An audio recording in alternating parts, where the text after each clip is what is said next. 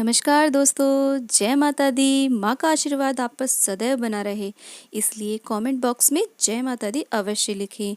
अगर आपने मेरे चैनल को सब्सक्राइब नहीं किया है तो अवश्य करें, क्योंकि आपका और हमारा साथ हमेशा बना रहे। साथ ही दिए गए घंटी के निशान को भी अवश्य दबा दें। चैनल सब्सक्राइब करना एकदम फ्री है दोस्तों, तो ज़रूर करें।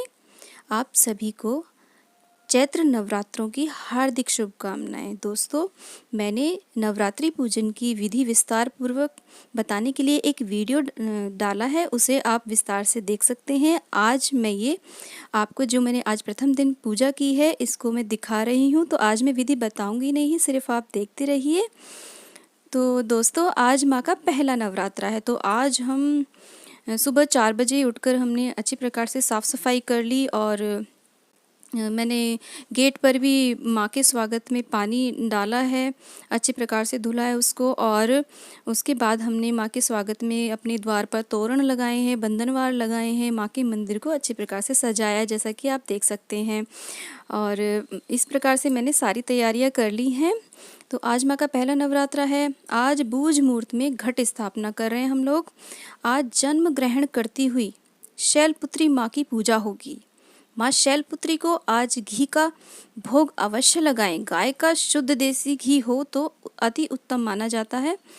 माँ का प्रिय रंग पीला है, तो इसलिए आप देख सकते हैं मैंने पीला सूट धारण किया है। तो आप भी माँ को प्रसन्न करने के लिए पीले वस्त्र धारण करें।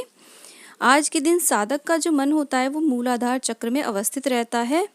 तो आज के दिन आप कन्याओं को कोई ना कोई चीज़ें अवश्य दान करें। कोई भी आप सुहाग से रिलेटेड चीज़ आप दान कर सकती हैं। माँ का जो मंत्र है वो है ओम ऐं ह्रीं क्लीं शैलपुत्राय नमः। तो आप इस मंत्र का जाप अवश्य करें और माँ को प्रसन्न करें। तो इस प्रकार से देखिए, मैं और मेरा बेटा पूजा कर रहे हैं। हम दोनों जल्दी 4 बजे उठ कर के ही हमने काफ़ी काम किया है, मेरे बेटे ने और मैंने। तो इन तैयारियों में मेरे बेटे ने बहुत मदद कराई है मेरी। तो मेरे बेटे को भी स्कूल जाना है और मुझे भी अपने स्कूल जाना है, तो इसलिए हम सुबह जल्दी ही पूजा कर रहे हैं। इस टाइम करीब 5:45 का समय हो गया है, हम पूजा कर रहे हैं। तो देखिए, मैं लाल पुष्प अर्पित कर रही हूँ। जैसा कि मैंने बताया था कि माँ को लाल रंग बड़ा ही प्रिय है। मैंने एक चौकी लगाई है, उस पर कलश स्थापना कर दी है और लाल रंग का कपड़ा बिछाया है। देखिए, मेरा बेटा ये हवन कुंड में उपला ले आया है, जो मैंने गैस पर सुलगाने के लिए रखा था। माँ को फल अर्पित कर रही हूँ और पूजन कर दिया है। माँ को ये पंचमेवा का भोग लगा दिया है मैंने। और आप देख सकते हैं कि मैंने दीप धूप प्रज्वलित कर दी है। अब हम पंचमेवा का भोग लगा देते हैं माँ को।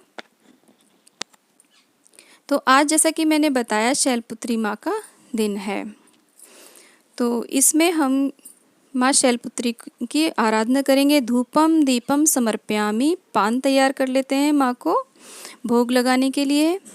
पान में सुपारी, लौंग, इलायची और थोड़ा सा बताशा तोड़ के रख दें मीठे के लिए। और इसे आप इसमें लौंग भी रख दें और इसे आप इस तरीके से इसका बीड़ा बना करके माँ को अर्पित करें। आप चाहें तो इसे हवन की अग्नि में भी माँ को समर्पित कर सकते हैं। तो माँ शैलपुत्री के विषय में मैं आपको छोटी सी कथा सुनाना चाहती हूँ। आप सारी विधि आप ध्यानपूर्वक देखते रहिए कि किस प्रकार मैं आहुतियाँ देकर हवन भी करूँगी, और आप सुनते भी रहिए कि माँ शैलपुत्री के विषय में उनकी जो महिमा, जो गाथा है वो सुनते रहिए। तो माँ दुर्गा अपने प्रथम स्वरूप में शैलपुत्री के नाम से जानी जाती हैं। पर्वतराज हिमालय के वहाँ पुत्री के रूप में उत्पन्न होने के कारण इनका नाम शैलपुत्री नाम पड़ा। वृषभ स्थिता इन माता जी के दाहिने हाथ में त्रिशूल और बाएं हाथ में कमल पुष्प सुशोभित है। यही नव दुर्गाओं में प्रथम दुर्गा है। अपने पूर्व जन्म में यह प्रजापति दक्ष की कन्या के रूप में उत्पन्न थी, तब इनका नाम सती था। इनका विवाह भगवान शंकर जी से हुआ। एक बार प्रजापति दक्ष ने एक बहुत बड़ा यज्ञ किया। इसमें उन्होंने सारे देवताओं को अपना अपना यज्ञ भाग प्राप्त करने के लिए निमंत्रित किया, किंतु शंकर जी को उन्होंने इस यज्ञ में निमंत्रित नहीं किया। सती ने जब सुना कि हमारे पिता एक अत्यंत विशाल यज्ञ का अनुष्ठान कर रहे हैं, तब वह वहां जाने के लिए उनका मन विकल हो उठा। अपनी यह इच्छा उन्होंने भगवान शंकर जी से बताई। सारी बातों पर विचार करने के बाद उन्होंने कहा, प्रजापति दक्ष, किसी कारणवश हमसे रुष्ट हैं। अपने यज्ञ में उन्होंने सारे देवताओं को निमंत्रित किया है, उनके यज्ञ भाग भी उन्हें समर्पित किए हैं, किंतु हमें जानबूझकर नहीं बुलाया है, कोई सूचना तक नहीं भेजी है। ऐसी स्थिति में तुम्हारा वहाँ जाना किसी भी प्रकार से श्रेयकर नहीं होगा। शंकर जी के इस उपदेश से सती का प्रबोध नहीं हुआ। पिता का यज्ञ देखने के लिए वहाँ जाकर माता और बहनों से मिलने की उनकी व्यग्रता किसी भी प्रकार से कम ना हो सकी। उनका प्रबल आग्रह देकर भगवान शंकर जी ने उन्हें वहाँ जाने की अनुमति दे दी। सती ने पिता के घर पहुंचकर देखा कि कोई भी उनसे आदर से और प्रेम से बात नहीं कर रहा है। सारे लोग मुंह फेरे हुए, केवल उनकी माता ने उन्हें स्नेह से गले लगाया। बहनों की बातों में व्यंग और उपहास के भाव भरे हुए थे। परिजनों के इस व्यवहार से उनके मन को बहुत ही क्लेश हुआ। उन्होंने यह भी देखा कि वहाँ चतुर्दिक भगवान शंकर जी के प्रति तिरस्कार का भाव भरा हुआ है। दक्ष ने उनके प्रति कुछ अपमानजनक वचन भी कहे। यह सब देखकर सती का हृदय क्षोभ, ग्लानि और क्रोध से संतप्त हो उठा। उन्होंने सोचा, भगवान शंकर जी की बात न मानकर और यहाँ आकर मैंने बहुत बड़ी गलती की है। वह अपने पति भगवान शंकर जी के इस अपमान को सह न सकी और उन्होंने अपने उस रूप को वहीं योगाग्नि द्वारा जलाकर भस्म कर दिया। वज्रपात के समान इस दारुण दुखद घटना को सुनकर शंकर जी ने क्रुद्ध होकर गणकों को भेजकर उसके दक्ष के यज्ञ का पूर्णतः विध्वंस कर दिया। सती ने योगाग्नि द्वारा अपने शरीर को भस्म कर लिया तो उन्होंने उसका विध्वंस कर दिया। पार्वती हेमवती भी उन्हीं के नाम है। शैलपुत्री देवी का विवाह भी शंकर जी से हुआ। पूर्व जन्म की भांति इस जन्म में भी वह शिव जी की अर्धांगिनी बनी। नवदुर्गाओं में प्रथम शैलपुत्री दुर्गा महत्व और शक्तियाँ अनंत है। नवरात्र पूजन के प्रथम दिवस इन्हीं की पूजा और उपासना की जाती है। इस प्रथम दिन उपासना में योगी अपने मन को मूलाधार चक्र में अवस्थित करते हैं। यहीं से उनकी योग साधना का प्रारंभ होता है। तो आपने मेरी पूजा की सारी विधि देख ली होगी। अब हम श्री गणेश भगवान की आरती कर रहे हैं। मेरा बेटा घंटी बजा रहा है। इस प्रकार से हम पूरे विधि विधान से मन से तल्लीन होकर ईश्वर की आराधना कर रहे हैं कि हे ईश्वर, हमें सद्बुद्धि देना, हमें ज्ञान देना और हम पर अपनी कृपा बनाए रखना, ताकि हम इस पृथ्वी पर अपने कर्तव्यों का निर्वहन अच्छी प्रकार से कर सकें।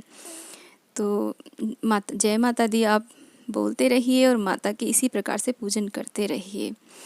देखिए, माता रानी की आरती चल रही है। आप लोग इसी प्रकार से अपने घर में पूजन करिए। माँ को 9 दिन के लिए स्वागत में माँ को बुलाइए और उनका इसी प्रकार से 9 दिन तक उनकी सेवा कर दी। देखिए, मैंने यहाँ पर साइड में ज्वारे भी लगा दिए हैं, आप देख सकते हैं।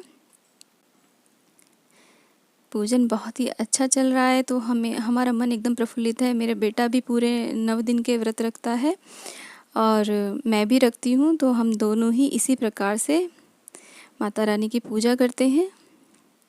दोनों मिलकर ही पूजा करते हैं। सुबह सुबह जल्दी उठ करके हम पूजा कर लेते हैं। अब जब आरती हो गई है तो उसके बाद दीपक के ऊपर से जल अवश्य उतार दें।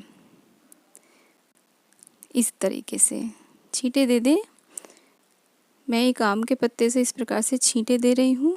और अब हम अंत में माता रानी से क्षमा याचना करेंगे कि हे माता, अगर हमसे भूलवश कोई भी कमी हो गई हो तो उसे क्षमा करना माँ। तो फ्रेंड्स, आज की वीडियो पसंद आई है तो लाइक कीजिए और मेरे चैनल को ज़रूर सब्सक्राइब कीजिए और जय माता दी कहते रहिए।